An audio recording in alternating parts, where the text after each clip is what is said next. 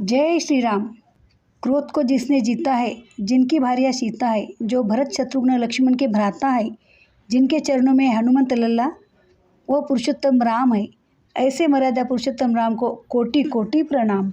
आप सभी को रामनवमी की हार्दिक हार्दिक शुभकामनाएं। तो आज के वीडियो में जान लेते हैं 2025 में रामनवमी महापर्व कब मनाया जाएगा, इसकी सही तिथि क्या है, पूजा विधि और इसका महत्व क्या है, और श्री राम की जन्म कथा। वीडियो शुरू करने से पहले मेरा आप सबसे एक निवेदन है कि यदि आप मेरे चैनल पर नए हो या पहली बार आए तो चैनल को सब्सक्राइब करना बिल्कुल भी ना भूलें। साथ ही में बेल आइकॉन भी क्लिक करें ताकि जब भी नया वीडियो अपलोड करूँगी सर्वप्रथम आपको नोटिफिकेशन मिल जाएगा।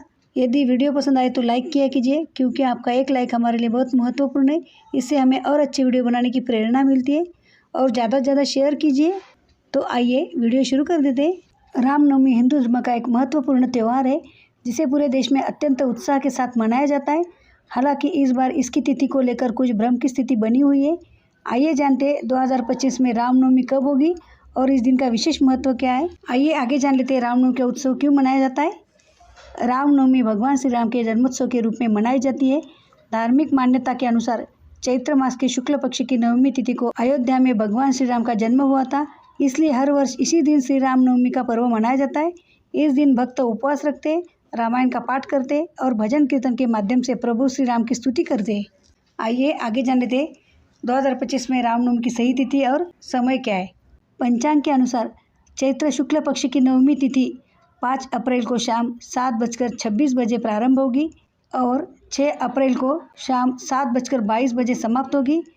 इस प्रकार रामनवमी 6 अप्रैल 2025 रविवार को मनाई जाएगी। आइए आगे जान लेते हैं रामनवमी के शुभ मुहूर्त क्या है। इस दिन हमें ब्रह्म मुहूर्त प्राप्त हो रहा है। सुबह 4:34 बजे से 5:20 तक। विजय मुहूर्त कुछ इस प्रकार है। दोपहर 2:30 से लेकर 3:20 तक। इस दिन गोधूली बेला शाम 6:41 बजे से 7:03 तक। निश्चित काल है इस दिन रात 12 बजे से 12:46 बजे तक। आइए आगे जान लेते हैं रामनवमी का धार्मिक महत्व क्या है। रामनवमी केवल एक उत्सव नहीं है, बल्कि यह सत्य, धर्म और मर्यादा का प्रतीक भी है। भगवान श्री राम को मर्यादा पुरुषोत्तम के नाम से जाना जाता है, क्योंकि उन्होंने अपने जीवन में सत्य और धर्म का पालन किया है। इस दिन व्रत रखने और राम कथा सुनने से नकारात्मकता समाप्त होती है और मन को शांति प्राप्त होती है। रामनवमी पर विशेष पूजा और अनुष्ठान करने से परिवार में सुख समृद्धि बनी रहती है। आइए आगे जान लेते हैं पूजा का शुभ मुहूर्त क्या है। रामनवमी के दिन मध्याह्न पूजा का शुभ मुहूर्त सुबह 11:08 से लेकर दोपहर 1:39 तक रहेगा। यह अवधि 2 घंटे 31 मिनट की रहेगी। हालांकि मान्यता के अनुसार भगवान श्री राम का जन्म दोपहर 12 बजे हुआ था, इसलिए 12:34 का समय विशेष रूप से शुभ माना जाता है और इस समय पूजन और अभिषेक करने से अत्यधिक पुण्य की प्राप्ति होती है। आइए आगे जान लेते हैं रामनवमी पूजा के समय हमें कौन से मंत्र बोलने चाहिए। इस दिन श्री राम के विभिन्न मंत्रों का जाप करने का विशेष महत्व होता है। आइए कुछ मंत्र इस प्रकार है। ओम श्री रामचंद्राय नमः, ओम राम रामाय नमः। श्री राम तारक मंत्र कुछ इस प्रकार है। श्री राम जय जय राम। श्री राम गायत्री मंत्र कुछ इस प्रकार है। ओम दाशरथै विद्महे सीता वल्लभाय धीमहि तन्नो राम प्रचोदयात्। इस दिन इन मंत्रों का जाप करने से विशेष पुण्य की प्राप्ति होती है। आइए आगे जान लेते हैं पूजा विधि के बारे में। रामनवमी के दिन सूर्योदय से पूर्व उठकर स्नान करने और सूर्यदेव को जल अर्पित करने का विशेष महत्व है।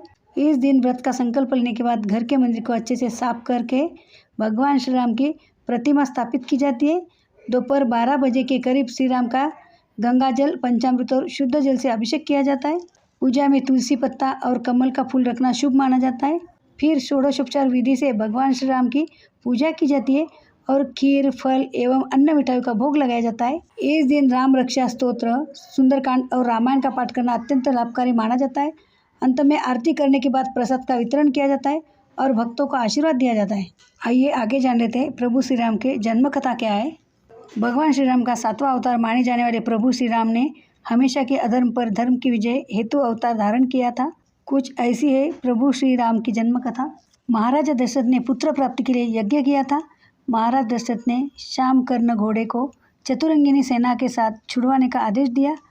महाराज ने समस्त मनस्वी, तपस्वी, विद्वान, ऋषि मुनियों तथा पंडितों को बुलावा भेजा वो चाहते थे कि सभी यज्ञ में शामिल हो। यज्ञ का समय आने पर महाराज दशरथ अभ्यागतों और अपने गुरु वशिष्ठ जी समेत अपने परम मित्र अंग देश के अधिपति लोकपात के जामाता रंग ऋषि के साथ यज्ञ मंडप में पधारे। फिर विधिवत यज्ञ शुभारंभ किया गया। यज्ञ की समाप्ति के बाद समस्त पंडितों, ब्राह्मणों, ऋषियों आदि को यथोचित धन धान्य, गौ आदि भेंट दी गई और उन्हें सादर विदा किया गया। यज्ञ के प्रसाद में बनी खीर को राजा दशरथ ने अपने तीनों रानियों को दी।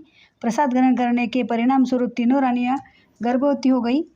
सबसे पहले महाराज दशरथ की बड़ी रानी कौशल्या ने एक शिशु को जन्म दिया जो बेहद ही कांतिवान, नीलवर्ण और तेजोमय था। इस शिशु का जन्म चैत्र मास की शुक्ल पक्ष की 9वीं तिथि को हुआ था। इस समय पुनर्वसु नक्षत्र में सूर्य, मंगल, शनि, बृहस्पति तथा शुक्र अपने अपने उच्च स्थानों में विराजित थे। साथ ही कर्क लग्न का उदय हुआ था। फिर शुभ नक्षत्रों में कैकेयी और सुमित्रा ने भी अपने अपने पुत्रों को जन्म दिया। कैकेयी का एक और सुमित्रा के दोनों पुत्र बेहद तेजस्वी थे। महाराज के चारों पुत्रों में जन्म से संपूर्ण राज्य में आनंद का माहौल था। हर कोई खुशी में गंधर्व गान कर रहा था और अप्सराएं नृत्य करने लगी थी। देवताओं ने पुष्प वर्षा की। महाराज ने ब्राह्मणों और याचकों को दान दक्षिणा दी और उन सभी ने महाराज के पुत्रों को आशीर्वाद दिया। प्रजाजनों को महाराज ने धन धान्य और दरबारियों को रत्न आभूषण भेंट दी। महर्षि वशिष्ठ ने महाराज के पुत्रों का नाम रामचंद्र, भरत, लक्ष्मण और शत्रुघ्न रखा था। जैसे जैसे चारों बड़े होने लगे, रामचंद्र अपने गुणों से प्रजा के बीच बेहद लोकप्रिय हो गए। उनकी ऐसी विलक्षण प्रतिमा थी जिसके जरिए वो कम आयु में ही समस्त विषयों में पारंगत हो गए थे। वे हर बात में निपुण थे, जैसे हर तरह के अस्त्र शस्त्र चलाने में, हाथी घोड़े की सवारी में आदि। वे अपने माता पिता और गुरुजनों का बेहद आदर करते थे और उनकी सेवा में लगे रहते थे। उनके तीनों भाई भरत, लक्ष्मण और शत्रुघ्न भी उनका अनुसरण करते थे। गुरुजनों के प्रति जितनी श्रद्धा भक्ति इन चारों भाइयों में थी, उतना ही परस्पर प्रेम भी था। महाराज दशरथ का हृदय अपने चारों पुत्रों को देखकर गर्व और आनंद से भर उठता था। आशा करती हूँ आपको ये जानकारी अच्छी लगी है और प्रभु श्री रामचंद्र की जो जन्म कथा है वो भी अच्छी लगी है। यदि आपको वीडियो पसंद आए तो लाइक किया कीजिए, चैनल को सब्सक्राइब कीजिए और ज़्यादा से ज़्यादा शेयर कीजिए। और प्रभु श्री राम के सच्चे भक्त हो तो कमेंट में श्री प्रभु रामचंद्र का जयकारा जरूर लगा दें। तो मिलते हैं ऐसे जानकारीपूर्वक वीडियो के साथ। धन्यवाद। जय श्री राम।